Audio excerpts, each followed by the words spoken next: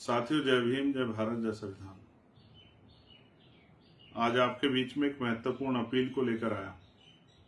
मैं इस अपील को करना अपना कर्तव्य भी मानता हूं और नैतिक जिम्मेदारी भी।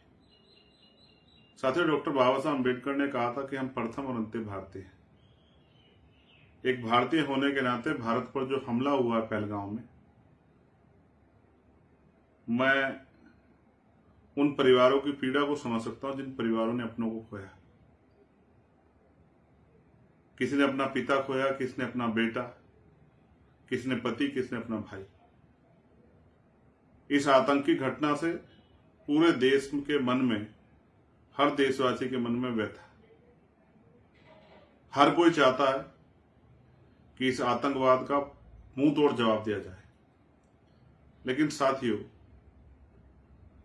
गांव की एक कहावत है कि जब किसी घर पर, परिवार पर हमला हो तो पूरा परिवार मिलकर उन विरोधियों से लड़ता है। आज जब हमारे देश पर हमला हुआ है तो हमें मिलकर देश विरोधी ताकतों से लड़ना चाहिए, चाहे वो कश्मीर में बैठी हो या बाहर किसी दूसरे मुल्क में बैठी हो या फिर देश के अंदर बैठी। हमें उन ताकतों से लड़ना चाहिए जिन्होंने हमारे देश के साथ, उसके सम्मान के साथ, हमारे परिवार के लोगों के साथ जो इतना बड़ा हमला करने का काम किया, हमारे खून से होली खेलने का काम किया। लेकिन महसूस करके देखिए, मैं भी देख रहा हूं कि देश के अंदर किस तरह का माहौल है। क्या हम लोग मिलकर देश विरोधी ताकतों से, आतंकवादी ताकतों से लड़ पा रहे हैं? धर्म के आधार पर जिस तरह का माहौल बना है, हम अपने देश में अपने भाइयों के साथ लड़ रहे हैं। मैं आपको याद दिलाना चाहता हूं, जब ये देश आजाद हुआ तो सभी धर्मों के लोगों ने इसमें बराबर का भागीदारी की। सभी धर्मों के लोगों ने इसमें बढ़ चढ़कर भागीदारी की और सभी ने अपना खून जो है देश को आजाद कराने के लिए दिया। मुस्लिम भाइयों ने भी अपनी जिम्मेदारी को बहुत मजबूती से अदा किया। प्यारे साथियों, जब हम देखते हैं कि एक बहुत बड़ी कुर्बानी देश की आजादी में मुस्लिम समाज के लोगों की है और आज हम अपने देश में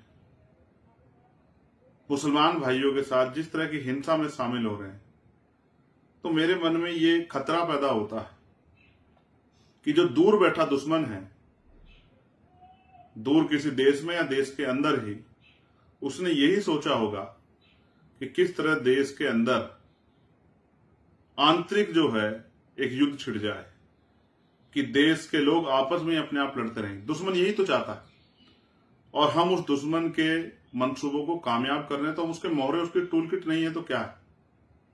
दुश्मन यही चाहता है कि हम आपस में लड़ेंगे तो हम उनसे नहीं लड़ पाएंगे। आप ये महसूस करके देखिए, अनुभव के आधार पर कह रहा हूं। मैं मानता हूं कि गुस्सा हम लोगों में है, उनमें भी नौजवानों में देश के प्रति जो हमला हुआ है उसको लेके एक बहुत बड़ा आक्रोश और गुस्सा है। लेकिन आप महसूस कीजिए कि अगर इस गुस्से का प्रकोप, इस गुस्से से हम किसी गरीब को, कमजोर को सताने का काम करेंगे, उसको नुकसान पहुंचाने का काम करेंगे, जिसका कोई दोष नहीं है इस हमले में, सिर्फ धर्म के आधार पर हम उसको चोट पहुंचाने का काम करें, उसके परिवार को नुकसान करने का काम करेंगे, तो दुश्मन के द्वारा उसका ब्रेन वॉश करना कितना आसान है। जिन्होंने कल हमें अपनी गोद में खिलाया, जिनके द्वारा हम स्कूलों में पढ़े या जिनके साथ हमने आगे बढ़ने का संकल्प लिया, आज हम उन्हीं के खिलाफ लड़ रहे हैं। ये समझदारी या बेवकूफी? कहीं ऐसा तो नहीं जाने जाने में हम दुश्मन की मदद कर रहे हैं? इसलिए मैं आपसे ये अपील करता हूं कि ये वो समय है कि हमें समझदारी से एकजुट होकर देश विरोधी ताकतों से, आतंकवाद से लड़ना है।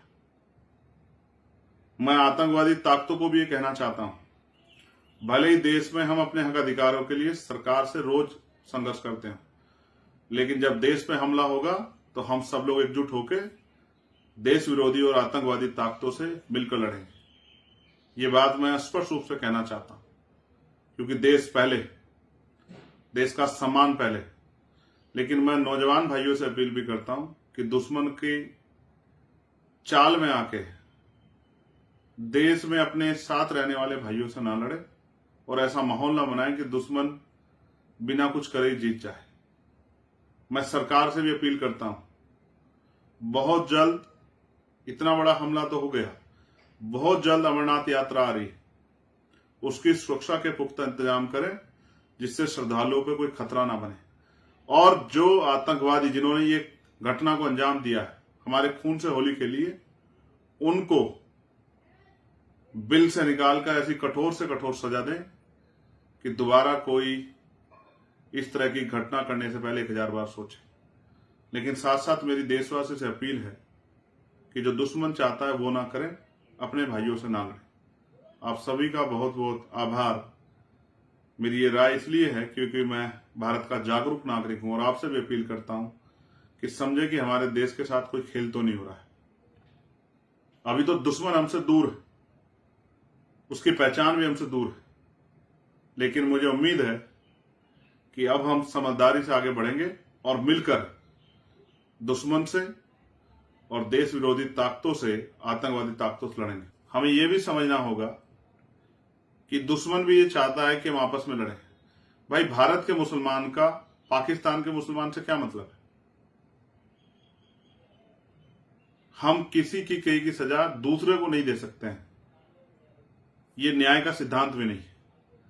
इसलिए सिर्फ धर्म के आधार पर अपने भाइयों से ना लड़ें और मिलकर आतंकवाद से लड़ें, ऐसी भी मैं आपसे अपील करता हूं। आपका भाई चंद्रशेखर आजाद।